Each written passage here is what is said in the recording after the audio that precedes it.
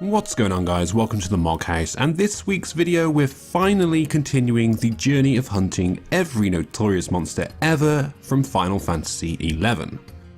Although the first episode was a long time ago, I've actually been hunting NMs and capturing footage for the series in my spare time, so you can expect to see an episode of this at least once every 2 weeks starting from now. So let's get to it. The next NM on the list takes me back to an old hunting ground of mine, the Zegum Hill in North Gusterberg. Many players back in the day used to farm beehive chips here, as they were a nice way to make gil and something you could farm at a low level. The NM in question is of course Stinging Sophie. Her notable drop is a pretty sweet level 7 dagger, with +1 dex and agility. The name Bee Stinger is a bit cute for want of a better word, but I do appreciate it all the same. Now, with a lot of these low-level NMs, there won't often be a story to go with them of my own, so I thought I'd look up some old testimonials from players over the years and pick out my favourite. For Stinging Sophie, this was the favourite I found. Attempted solo as a level 9 summoner with White Mage sub. With Field of Valor refresh, regen and Blood of the Vampire Kubu power, I was able to hold her off indefinitely with Carbuncle, but Pollen healed her too fast for Carby to kill. Asked my wife for healing and killed it with her power leveling. Final sting, 143 damage killed me though. Ouch. Sounded like a rough evening for that guy. Bubbly Bertie is the next NM on the list, and this one is a bit odd. It's an NM specific for a quest, but can be popped at any time by anyone. I can't really think of many other NMs off the top of my head that are like that. There's probably more, but I can't think of them.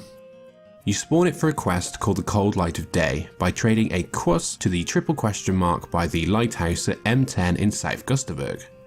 Its notable drop is the Steam Clock, which, as you'd expect, is an item required to complete the quest.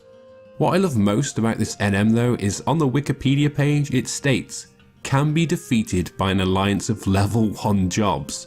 And better yet, there is even footage of this being attempted. Who knew level 1 could be so much fun? My favourite line from the testimonials on this one was a guy who said, I calculated its MP exactly by aspiring it until I aspired for 0. You, sir, have far too much time on your hands. Moving on to Spiny Pippi. This crawler NM is a lottery spawn in East Saruda Baruda, and as a Bastock native, not one I'd ever heard of until now. Its notable drop is the Mist Silk Cape, which is a level 10 back piece which grants 3 defense, 1 mind and 3 light resistance, which was probably as good as it got for mage jobs until about level 20, but I for one never sought out this piece. My favourite testimonial for this NM has to be this Beastmaster's version of events, soloed as a level 8 beast with Blue Mage as sub. I ran around like a fool for 30 minutes charming bees to attack Pippi, but got it down with only 2 charm fails. No buffs from Book or Protect, had enough MP to use 2 pollens, no drop. All that work, 30 minutes charming bees to kill this NM for you and for no drop. Welcome to vana'diel, my friend. The next NM on the list is Tom Tit Tat, a Mandragora NM that I'd seen in Nizal Isle but had no experience killing out in the wild until now. He is a lottery spawn from the Mandies on Starfall Hillock in West Saruta Baruta, and his notable drop is Fruit Punches, a hand-to-hand weapon. As Monk was my first job that I ever played, I'm sure I probably came across these but don't recall ever actually using them. But for the level, that low delay and +3 accuracy, pretty sweet to be honest. My favourite testimonial for this one has to be this poor guy. Got killed in the first try only because a Ugudu scribe walked by and aggroed me. Wrecked. The last notorious monster on this list is one that needs no introduction, Leaping Lizzie. A lottery spawn from the rock lizards around the centre of F8 in South Gusterberg, this lizard drops the Bounding Boots, which, forgive me if I'm wrong, used to be called the Leaping Boots until those got moved to a BZNM. The boots themselves give you +3 dex and +3 agility, which was awesome for the level. NMs often have little trivia nuggets on their Wikipedia pages, and this one has a particularly good one. The name Leaping Lizzie is a reference to a famous phrase, leaping lizards. The phrase seems to have its origin in 1930s era comic books, where it is often used by sidekicks and other friends of the hero. The phrase was famously used by Little Orphan Annie.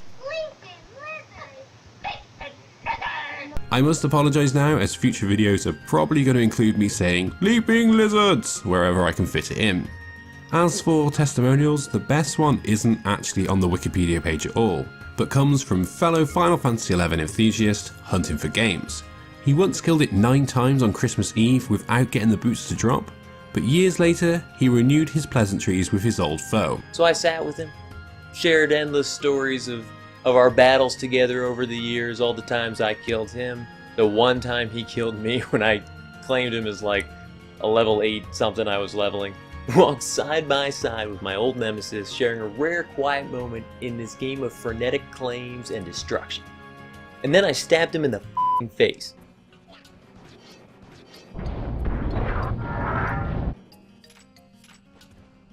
Holy sh... And this is where the hunt ends for now. Next week I'll be back with the next episode of Tales from Vana'diel, but until then, take care.